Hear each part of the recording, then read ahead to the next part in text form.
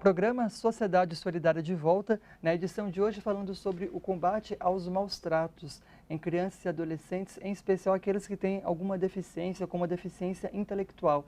Essa é uma triste realidade para a qual a APAE de São Paulo chama atenção no programa de hoje, representada por Eduardo Pan. No bloco anterior, nós já conversávamos a respeito dos desafios que as famílias enfrentam, quais são algumas das formas mais frequentes que esse tipo de violência, infelizmente, acaba promovendo. Agora, pensando no aspecto das soluções, quais são as estratégias, os caminhos que a APAE enxerga para que a gente possa prevenir e combater esse problema? Então, cada caso é um caso, né? Sim. Quando a gente acolhe a vítima e a família, a gente faz um planejamento, a gente faz um fluxo, né? Uhum. E aí, primeiro a gente se vincula a essa família para que ela confie na gente. Existem técnicos, assistentes sociais, psicólogos que têm as suas técnicas e que vão fazer esse trabalho. A partir do momento que a família confia no nosso trabalho, aí a gente consegue fazer o trabalho que precisa ser feito. Aí a gente faz um fluxo. Só que a gente precisa também articular a rede, né? A rede que eu digo são os outros atores, os outros profissionais da saúde, da educação, da assistência, do poder público, do judiciário, conselho tutelar, do CRAS, do CREAS. E a gente tem que envolver todos. Às vezes você está numa reunião para discutir um caso e você tem 20 pessoas para falar daquela pessoa. E aí você tem que pensar alternativas que consiga dar um pouco mais de dignidade para aquelas pessoas, né? Porque, como eu disse, geralmente são pessoas em situação de vulnerabilidade social muito alta. Pessoas que têm... Convivem com a com a pobreza, Bolsa né? Família. A falta de escolaridade, Exatamente, acesso à saúde também exatamente, que precário. não tem. Então, o que a gente faz? A gente começa a empoderar essa família. Aquele famoso jargão que a gente fala, né? Ensinar a pescar o peixe. É exatamente isso, né? A gente vai orientando essa família para que ela também consiga perceber que quando ela vai numa escola e ela vai pedir uma vaga para o seu filho que é deficiente, e aí a escola fala assim, não temos professor especializado para isso e a escola não tem capacidade. A escola tem capacidade e tem que ter professor especializado. Ela é né? obrigada a Ela é fornecer obrigada, isso é lei. Tanto a escola do municipal, a escola estadual, tem que receber essa criança. Né?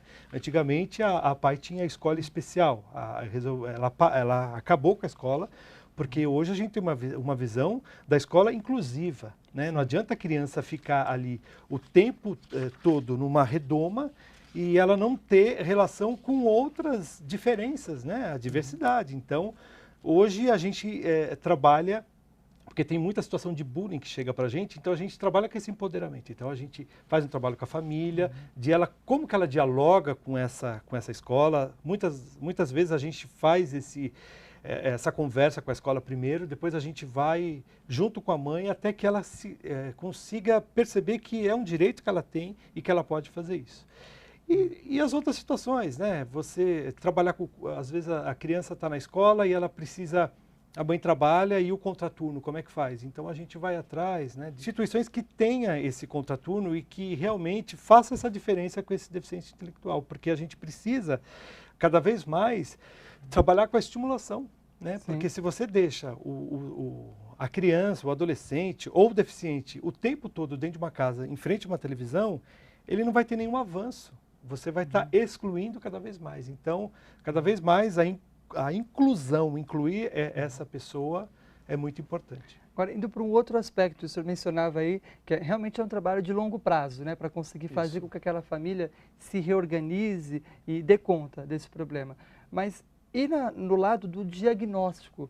Porque você perceber que uma criança, que um adolescente, ainda mais se ele tem deficiência intelectual, então fica aquela confusão, né? Até que ponto a credibilidade daquela criança é levada a sério. Como é que se trabalha isso? Quais são as iniciativas da APAE para fazer com que esse problema venha à tona, da questão da violência contra a criança, o jovem com deficiência intelectual, para que todos nós, inclusive, saibamos também como nós devemos agir? Sim, a APAE tem os seus diversos serviços, né? A gente faz, a triagem é feita pela própria serviço de proteção e garantia de direitos. Lá se faz um estudo socioeconômico dessa família para saber o poder aquisitivo, né? Geralmente são pessoas pobres que não têm condição de pagar, então a gente tem um convênio com o SUS ou pela gratuidade que a gente também faz, e aí ela é inserida no serviço. Se o filho precisa ir para a estimulação, ele vai para a estimulação, vai ser feito um planejamento também com essa família, o período que ele vai ficar lá. Concomitantemente, ele pode estar inserido também num outro programa da PAI, que é o SACE, por exemplo, né, que é o serviço que atende a questão sociocultural, né? Tem a inclusão no trabalho, né, que a gente tem parcerias com diversas empresas para incluir aquelas famosas cotas, né, dos deficientes. Então, esse é um trabalho forte que a PAI também tem, né? E assim, são desafios diários que a gente vai percorrendo com essas famílias, porque não é fácil. Elas chegam completamente vulneráveis, cansadas, porque já foram muito mal atendidas nos outros serviços. E a PAI, ela faz um trabalho diferenciado de acolhimento, né? Porque a gente acolhe com afeto, né? Porque você tem que ter afeto para que essa família sinta-se mais valorizada, mais acolhida, e para que ela possa acreditar que realmente ela pode conquistar para o seu filho avanços, né? Que ele possa conquistar, ter mais dignidade, né? Ter uma qualidade de vida melhor. Esse é o nosso objetivo. Bom, para que todo esse trabalho tenha início, é preciso que haja primeiramente a denúncia, a informação chegar às autoridades competentes. Inclusive, há agora uma campanha em curso, justamente para colocar esse tema da violência contra a criança com deficiência intelectual na agenda da sociedade, para que as pessoas, as famílias discutam isso. Exatamente, Daniel. A gente está lançando uma campanha de maus tratos contra a deficiência intelectual. Deixar claro que a gente é contra qualquer tipo de maus trato, seja qualquer tipo de deficiência e até sem deficiência. Acho que não tem que ter, a gente tem que coibir a questão da violência. Essa campanha a PAI está implantando nos metrôs, nas rodoviárias, nas redes sociais, que é exatamente para impactar as pessoas, sensibilizar as pessoas, assim, a própria família perceber, fazer uma análise, o tratamento que dá para as pessoas com deficiência, né? Porque a gente sabe que o número é muito grande, né? As denúncias, elas acontecem na PAI, porque as pessoas têm vínculo com a gente, mas no geral as pessoas não falam. Né? Então, se você vê algum tipo de violência, às vezes a pessoa fala, briga de mulher, homem e mulher a gente não mete a colher. A gente pode colocar a colher sim, se a gente vê, a gente não pode ser conivente. Você pode fazer uma denúncia no Disque 100, que é um serviço nacional, ou o Disque Denúncia 181, que é para o estado de São Paulo. Você não precisa se identificar, você vai contar sobre a situação que você viu. E aí, a partir daí, esses serviços vão encaminhar para os conselhos tutelares, delegacias, se for o caso, para que se tome as medidas, né, cabíveis, né? E é interessante que, para que a gente, inclusive, esteja mais atento e aberto a reconhecer esses casos e cumprir o nosso papel cidadão de agir quando necessário, desfazer alguns mitos, né? Até os próprios dados que o Disque 100 divulga mostram para a gente que muitas vezes de onde a gente menos espera é de onde muitas vezes mais temos casos de violência. Exatamente. Né? E assim, Daniel, é assustador porque o Disque 100, ele divulgou um relatório em 2013, foi pelo menos o último que eu pude ver, que ainda continua, as mulheres ainda sofrem, na sua maioria, a questão da violência. As mulheres com deficiência também sofrem. As crianças, então, é sempre mulher e criança e não muda isso, né?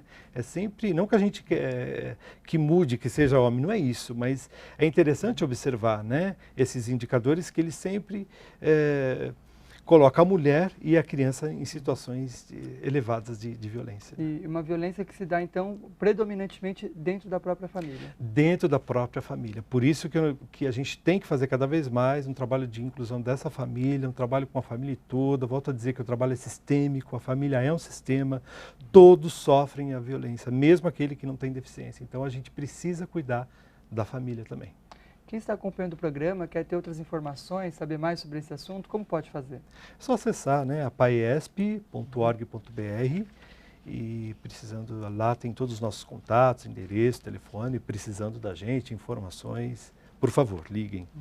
Gostaríamos de agradecer em nome da Legião da Boa Vontade pela presença da APAI hoje de São Paulo para falar sobre esse tema tão importante. A Legião da Boa Vontade também, nas suas 79 unidades pelo Brasil, busca trabalhar preventivamente e também no amparo às famílias que infelizmente convivem com essa triste realidade da violência contra a criança, contra o adolescente.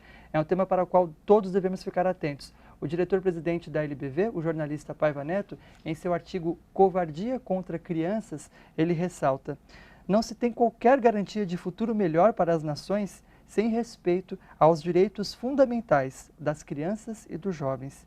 E não se cresce material e espiritualmente saudável sem afeto, sem amor fraterno. E com essa mensagem nós finalizamos o programa de hoje, despertando a nossa reflexão, para que estejamos cada vez mais também no nosso dia a dia, agindo com esse amor fraterno que nos permite fazer também com que a justiça seja feita, com que todas as crianças e jovens tenham as suas oportunidades, os seus direitos respeitados. Com essa mensagem nós finalizamos essa edição, também abrimos aí para o nosso convidado, Eduardo Pan, trazer as suas considerações finais. Eu queria agradecer, Daniel. Queria agradecer essa emissora que nos acolheu para a gente falar de um assunto tão triste, né? Um assunto tão... e que vem crescendo diariamente. E isso as pessoas costumam perguntar: será que a violência está crescendo? Não, ela pode estar crescendo, mas é que as pessoas estão denunciando, né? Porque a violência sempre existiu, né? Elas estão nos lares e as pessoas estão denunciando, as pessoas estão se sentindo assim, incomodadas, né? Elas se sentem incomodadas de ver uma situação, então elas estão denunciando mais. Isso é promissor, a gente se anima um pouco, porque a ideia é a gente pelo menos diminuir, né? Se não dá para a gente acabar, mas pelo menos a gente diminuir. E quero agradecer, muito obrigado pelo convite. Sejam sempre muito bem-vindos. E é isso, há esperança, né? Então temos que continuar trabalhando para melhorar essa realidade. E o programa Sociedade Solidária fica por aqui. Nessa edição conversamos com Eduardo Pan, representante da APAI, a Associação de Pais e Amigos de Excepcionais de São Paulo. Esse tema é muito amplo e nós voltaremos a falar sobre ele em futuras edições aqui do Sociedade Solidária. A você o nosso muito obrigado pela audiência e até o nosso próximo programa.